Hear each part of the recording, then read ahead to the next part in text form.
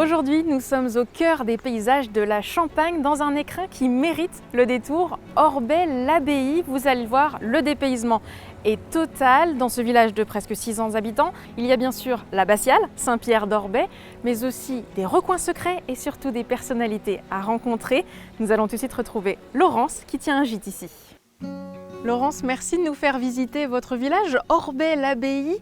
Alors vous êtes native de la Champagne, mais vous êtes exilée un petit peu en Belgique durant quelques années. Vous êtes revenue par amour. Tout à fait. Et vous avez choisi Orbey-l'Abbaye pour vous implanter. Pourquoi ce village?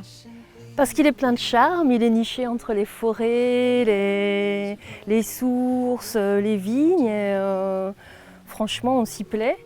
Et moi qui reviens de la ville, eh bien, j'y retrouve toutes sortes de commodités. Donc ça, c'est assez agréable à vivre. Et surtout, quand on le visite, on voit ce type de chemin qui est complètement atypique en fait. On peut le dire. Derrière ces petits murets se cachent de très jolis jardins. Et ça, on ne peut pas le voir partout, ça nous vient des moines. C'est du patrimoine. Et du coup, ça, on peut le découvrir à certaines occasions, notamment les rendez-vous au jardin. On peut les découvrir au rendez-vous des jardins, chaque mois de juin. Donc ça, c'est une belle occasion, notamment de venir visiter le village, mais on va tout de suite, nous, prendre un peu d'avance et aller en visiter un. Avec plaisir. Laurence, notre balade nous a conduit dans le jardin de Valérie. Merci de nous accueillir, Valérie, pour cette découverte. Ce jardin est magnifique, on voit une partie potager, on a l'eau qui est en train de chauffer pour le thé. Merci pour ça par avance. Concrètement, ce jardin, on est des privilégiés aujourd'hui, mais le grand public peut aussi y venir. Oui, c'est le jardin du restaurant, le jardin des délices. Un jardin qui sert et d'une part à accueillir mes hôtes du restaurant qui, quand il fait beau, peuvent venir prendre le thé ou même des repas pour les journées du patrimoine, journée des jardins, pour des concerts.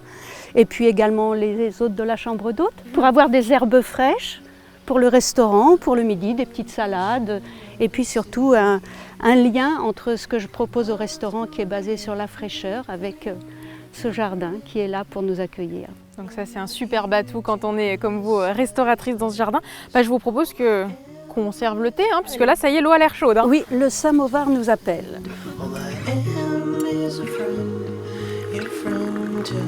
Laurence, du coup, avant de déguster ce biscuit de Savoie gelé de groseille du jardin, évidemment, dans ce jardin de Valérie, on parlait justement de cet événement, les rendez-vous au jardin. Ça fait partie de pas mal de manifestations auxquelles Orbey-l'Abbaye participe. Le but, c'est de multiplier des actions culturelles comme ça? Oui, parce que nous aimons beaucoup la culture. D'ailleurs, Orbey est un village qui inspire beaucoup les artistes. Certains s'y installent de plus en plus. Et nous essayons d'organiser davantage de manifestations, à savoir des concerts dans notre magnifique abbaye et qui attirent de plus en plus de monde également.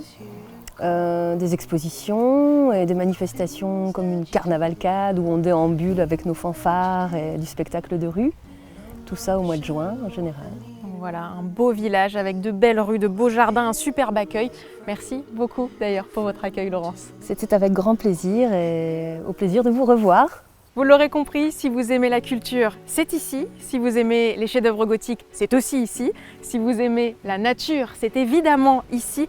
Remontez jusqu'à la source Minette, pourquoi pas, des balades et des trésors insoupçonnés à chaque coin de rue. Rendez-vous à Orbey-l'Abbaye.